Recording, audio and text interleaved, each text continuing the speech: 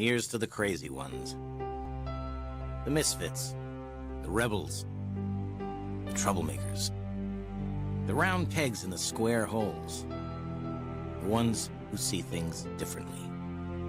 They're not fond of rules, and they have no respect for the status quo. You can quote them, disagree with them, glorify or vilify them, but the only thing you can't do is ignore them. Because they change things. They push the human race forward. And while some may see them as the crazy ones, we see genius. Because the people who are crazy enough to think they can change the world are the ones who do.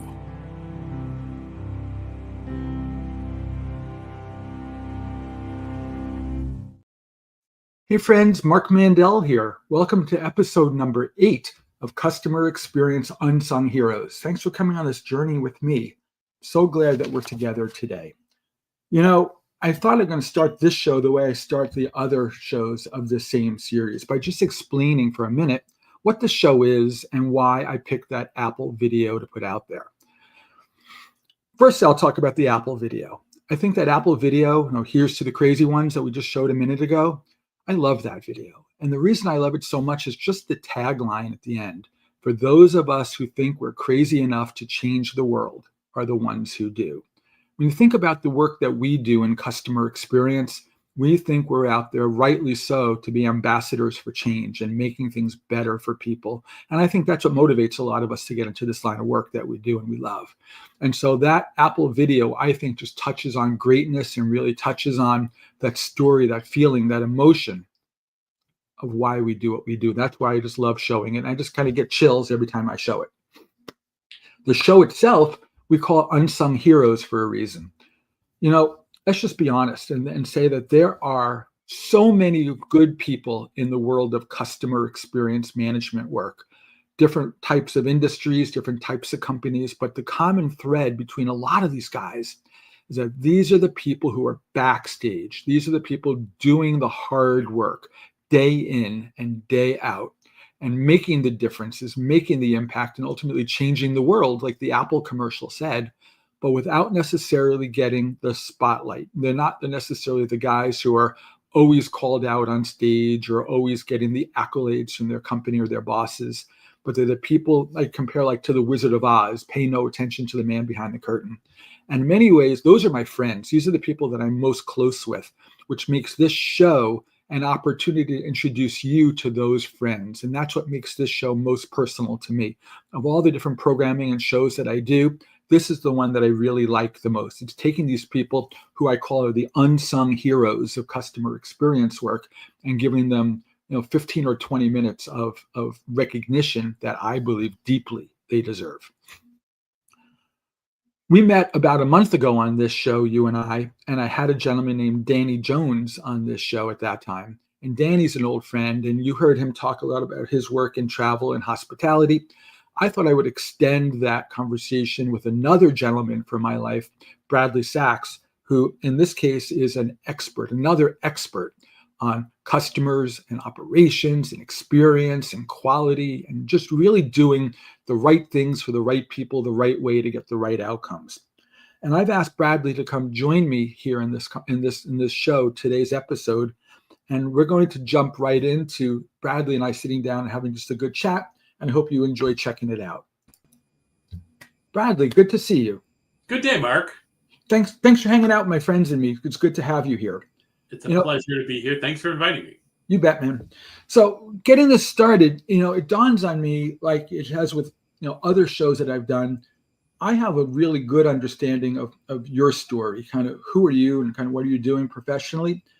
But it dawns on me that a lot of people who might be listening and don't know. Are you willing to take like 2 minutes and just give a good kind of intro to your story, kind of who you are and where you've been, so we know kind of where you're coming from? Of course. Briefly, I really began my career in the lodging industry. It was a fascinating business to me in that it encompassed a lot of things, food and beverage and nightclubs and lodging and banquets and spas, right? So all of those things kind of came together, things that I kind of globally put into the bucket of hospitality. And so I was fascinated by hospitality and by lodging and spent many years there. And for my last two roles, before my current role, I worked at a company called Delaware North, which is a global hospitality company. They have diverse holdings in gaming, in airport concessions, in sports concessions, and a variety of other things that are all tied together through hospitality. And I had the pleasure there of being the head of customer experience and also operational excellence, because I think those things are very closely married to each other. Mm-hmm. And I was there for over 10 years, and it really was a great experience to expand out into this global organization and to entertain the idea of helping our customers have better experiences. And how do we dive into that? And I did a fair amount of speaking at different events. And my career, again, was very circled around the idea of hospitality. And one of the things I used to always tell people is customer experience work is kind of like human resources work or legal work, where you have the same basic principles and it's just applying them in a different industry or in a different way. And so I would tell people that all the time and talk about those basic principles. And one day I got a call from a global real estate company. And they said, we're starting up a new customer experience function in the Americas, and we're looking for somebody to lead that. And I immediately went to the idea of, hey, I'm always telling people it's the same principles no matter what industry you're in or what business you're in. And so I decided to take myself up on that offer. I'm like, well, I'm going to take what I know and apply it into a global real estate company that development and construction and asset management and property management, and apply my knowledge and the things that I like to do into that role. That company was Lend-Lease. The part of the organization I was with has now become a company called Sentinel, which is focused on housing, especially military housing, and then growing into other things. We also do lodging that's on military bases as well. And so being able, and I've been there for over 3 years, and so taking those principles and applying them in this different industry, has proven my point that what you do is universul, and you can help get good customer outcomes with your CX background, no matter what industry you're practicing in. What you're saying really resonates with me. And one of the things I used to talk about is people are people, right? It doesn't matter if they're buying a hot dog at a baseball stadium or they're getting a place to live. We have needs and wants and feelings that we want to get out of that relationship with the other person. And the more that we can strive to serve them at that level, that's, in my opinion, at least, completely portable capabilities. It doesn't matter if today it's this way, tomorrow it's a whole different industry. But it's really fascinating to see that. You talked a second ago in your cool introduction about the marriage between customer experience and kind of operational excellence, and how you think that they come together as like a package deal. Could we unpack that a little bit together and try to understand that and ask you just how you see that? Because I tend to agree, but I'm curious how you describe that if you were to peel that onion a level or two down from there. After many years of working in customer experience, I really said, what are the key things that businesses do and organizations do that lead their customers to believe that they have great outcomes, not their executives? Because we've all seen the studies, that whatever the actual numbers are, 90% of executives think they're doing a great job, and 10% of their customers think they're doing a great job. Yep. And so I think that after diving into tons of research from different organizations, my own evidence, I realized that customer experience is rooted in operations. If I don't have a good operation, I can do and pull out every tool and trick in my bag, but it's not going to have a positive impact. Or if it does, it's going to be very small. And what I found was these organizations really focus on 4 key things. They focus on their leadership and all the things that go with that, having successful, well-developed leaders. They focus on their team members because they're the ones on the front lines who are going to deliver the experience. I don't deliver the experience. Those first-line managers don't deliver the experience, and certainly the people in the C-suite don't deliver the experience. And so having great leadership, great associates, and that goes all the way back to how do you recruit them and how do you hire them? Hiring the wrong people takes you down the wrong path every time. Yep. And then the third component of that is the idea of partnerships. Do you enter into arrangements with partners, whether they be stakeholders or vendors or whomever, suppliers, getting into a relationship where everybody wins? We all had a bad experience during COVID when there was procurement issues and supply chain issues. Guess who got supplies and who didn't get supplies during that period of time? If your vendor was in a lose relationship, they're not going to do business with you during that period of time. They only have so much supply to distribute. And so having the idea of going into a relationship where everybody wins, where everybody gets what they need out of the relationship on the long term is far better. And then the third component of that I found that everyone who is successful with customer outcomes practices is the idea of customer experience management. Not all of them called it customer experience management. Not all of them knew the science or the details behind it, but they focused on the tools, the techniques, the things they needed to do to focus on the customer and deliver against the customer expectations. And those were the 4 things that all of these successful companies did. And I think that's the root of what I do and how it all ties to operations. Having good leaders, having good associates, having good partnerships, and then managing from a continuous improvement perspective, I think ties operations to CX every time. Makes complete sense. Listening to you describe how you see that, it's so clear, at least to me, that you've been down this path. You have a very practical, very relatable set of experiences in there. I'd make you a bet. I'd make you a gentleman's bet, you and me here, that there must be something that you take for granted now that's second nature to you now in your work, that you say, if I only could have figured that out 5 years earlier or 1 year earlier, or had this big aha moment that would have come to you and said, I wish I knew such and such a thing about customers or work that I do or things that are important, then that I now know, what kind of thing would that be? And how could you package that as almost like advice for the next guy coming in? Yeah. When I first began, I really was overly focused on voice of the customer. Sure. And that sounds like a misnomer in some way, right? Because the customer's feedback and their voice help you determine many things. But I found that I was overly focused on that information, gathering that information, getting that information, supplying the insights to operators in the field. And what I learned was what's important is the action. It's not the information. Yeah. And we often lose sight because I remember early on, I focused on giving everybody the information.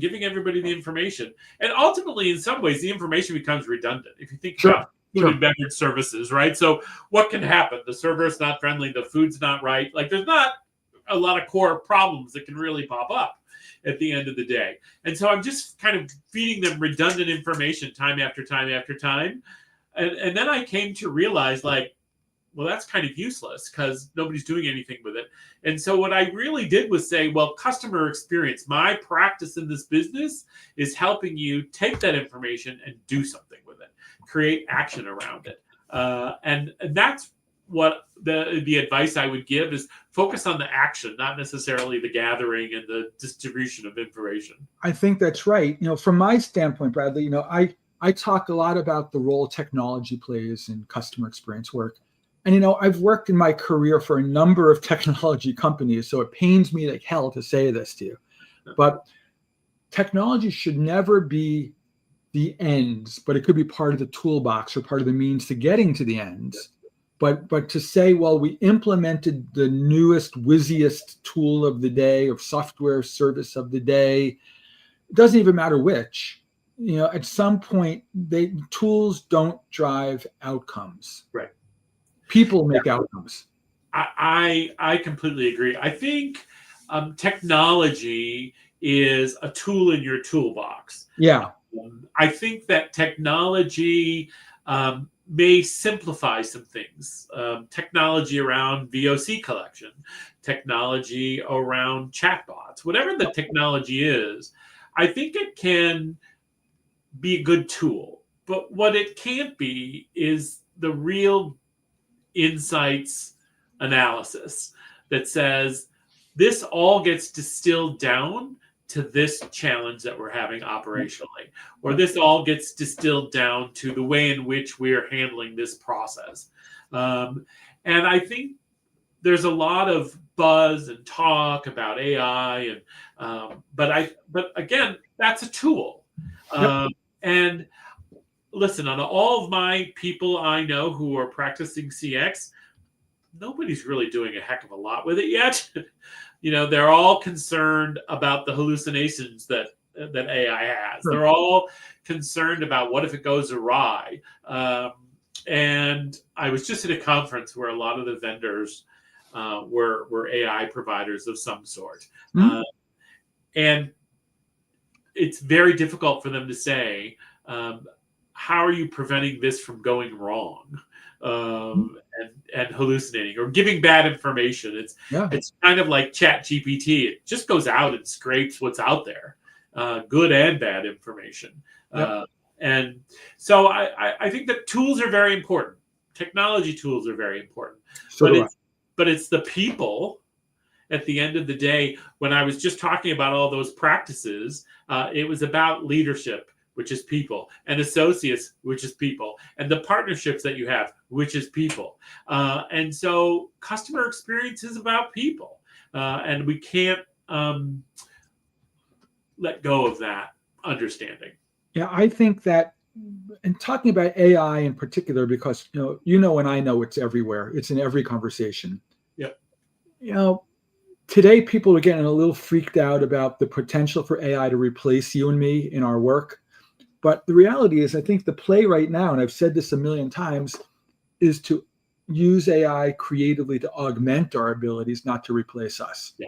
To make us just better at what we as people do who serve other people, to make that service better, faster. Yeah, I agree. When I was at this conference, a lot of the vendors, in terms of how does their AI help, like in a call center operation, really all they were talking about was it's a replacement for other knowledge bases. Well, the agent's on the phone and they're going to get this information that pops up, kind of as they're having the conversation. Well, that's basically a knowledge base that's been around for decades. And there's not much new about that. And so I agree. I think that technology and AI has promise down the road, but I think it's a fair bit down the road. I think so too. Let's talk about two questions come to my mind that kind of dovetail from that, if we can ask. The first one, you mentioned about down the road. What do you see as, if you had a crystal ball and said, I'm going to look out a couple of years out and just wildly guess what you think is going to be topical and top of mind for people in this role in a couple of years, do you think it's going to change it all from today? Do you think they're going to have different things on their mind, or what do you think is important to people? Yeah, I think that which was always on my mind from the very beginning, and I think is more and more becoming the topic of conversation. And I think in 2 or 3 years from now, if you're a CX practitioner and you can't connect what you do to the success of the business and the customer, you're probably going to be out of work. I've heard that. Yeah, the ROI has to be connected. And I think as a CX practitioner in the next 2 or 3 years, you're going to have figured out how you contribute to the financial success of the business, either through cost reduction or revenue growth, whatever it may be. But you're going to have to figure out how you're going to connect those dots, because there's still a lot of talk about CX. There's still a lot of wishing about CX. As you can explain your perspective on what you're hearing out there, but I have a lot of people I know who aren't working in CX because their department was reduced or eliminated in some cases. So I think that as executives feel continued financial pressure, if you're a public company from your stockholders, if you are a private company from the ownership group, I think the idea of connecting what you do financially is going to be vitally important. I couldn't have said that better. And I could tell you, if I look back on some recent reports, I can't recall if they came from Forrester or Gartner, but one of those analyst firms, they said something like 50 or 60% of, we'll call them CX programs, are going to get shut down or diminished. Yeah. Right. And I think it all comes down to what's in it for the company. Like, why should we continue to fund this? And in the old days, I can't speak for you.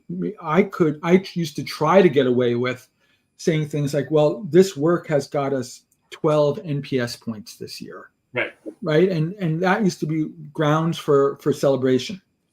And now it's like, yeah, and right? and until we can, as you're saying, explain the benefits of this work in financial impact terms. Yep. And I used to have a boss that had a saying, greed through love. If we could get our customers to love us more, we could get more greedy and get more money out of them. Right. Well, how much more? Right. Explain those in real dollars and cents terms, no longer funny money terms. And I think if we do that thoughtfully, we'll continue to get funded, our jobs will be intact, and we'll continue to have fans people that we work for. They're going to continue to say, boy, Bradley and Marc are kicking ass. Look at what the work that they're doing. They're getting us all this money. But if we can't do that, I think they're going to give us the stink eye more and more. Yeah. What's going on there? Why are we doing that? And gaining the support of other departments. I can't be a roadblock. I can't be someone who adds work to your plate. I need to be someone who helps you do better at your work, whether you're human resources, whether you're an operating department, whether you're finances. How can I help you simplify what it is you're doing? Because if I can't add value in that way, in addition to financial value, no one's going to support what we're doing either. Totally. One last question for you. Sure. A lot of this comes down to thinking, at least for me, inspirationally. People, different companies, different people inspire me for different reasons. And I'm curious, your take, is there a company or a brand or a person even that comes to your mind that go, boy, those guys, they just do it right? Is there a do it right story out there somewhere?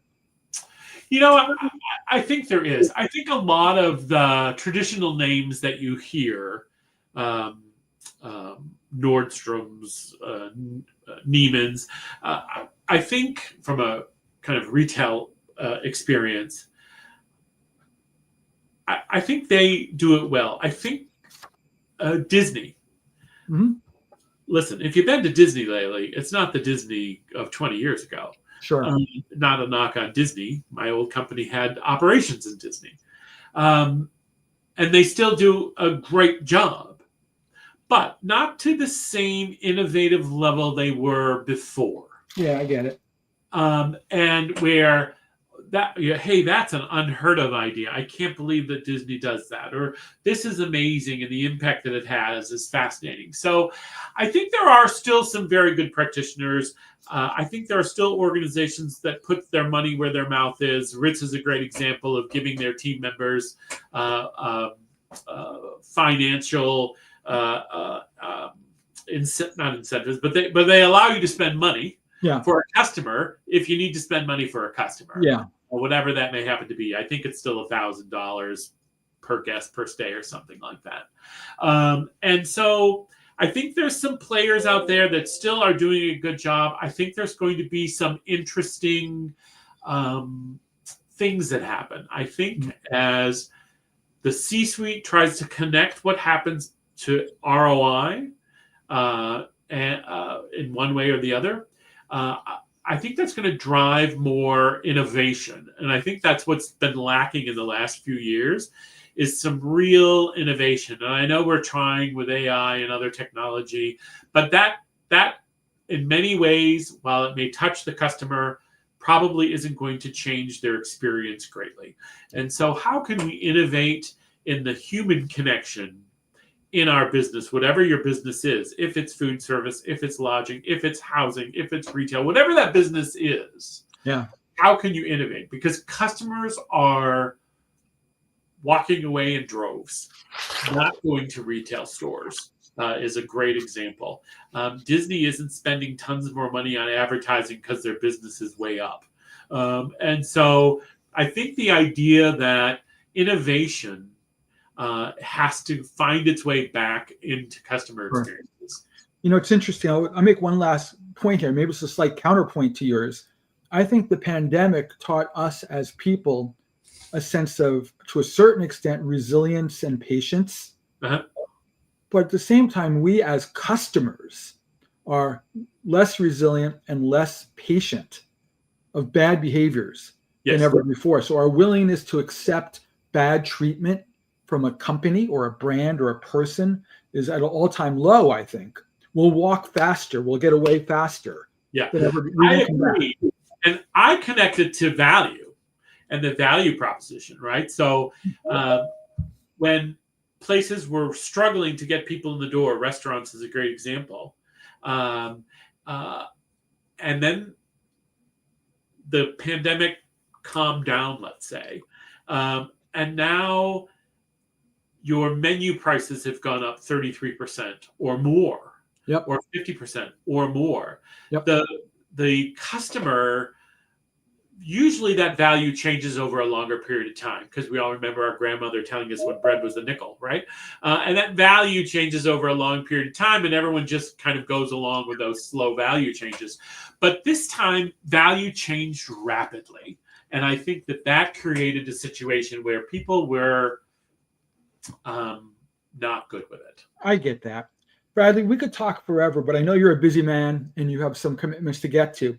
How do our friends listening into this find you? Are you out there on LinkedIn? Is that the best way to find you? What's the best way? I am on LinkedIn. That's a great place to find me. Just Bradley Sachs. And I'm happy to chat with people. I love talking with people and meeting new people. So it's been a pleasure to hang out with you. Thank you for hanging out with me and my friends here today. Thank you, Mark. I appreciate the invitation and it was a joy. We'll see you soon, Bradley. So friends, that was Bradley Sachs. Thank you, Bradley, for hanging out with my friends and me here today. Just some housekeeping things, because Bradley had to cut our time a little bit short because of another obligation that he had. I ended up taking some of the parts of this show that I normally put out front and move them to the back here. And one of the things I want to touch upon is a book, because everybody seems to love these books that I've been offering to give people. Here's a book that I've given away 6 months ago on another show that I do that I want to bring to your attention. If you don't know it, I want you to know it. It's called Information Dashboard Design by a gentleman named Stephen Few. This is, in my opinion, the Bible on how to take information and present it in a meaningful way. It's a beautiful book.